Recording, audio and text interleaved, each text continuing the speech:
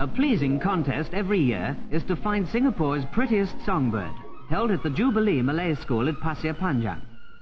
The contestants arrive early with their pets in covered cages, for the merbok sings most sweetly at dawn. With the last word of advice and wishes of good luck, the birds are uncovered and hoisted aloft on poles, and away they go, trilling to their heart's content.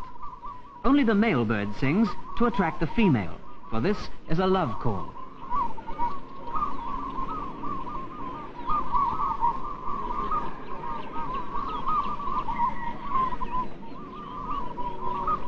The judges go round listening to each one and making notes on performance.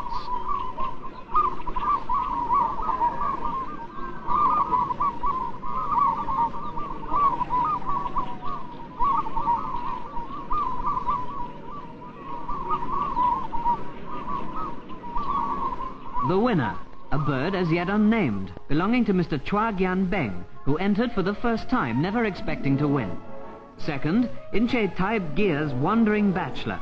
And third, Inche Salim Ibrahim's Kampol.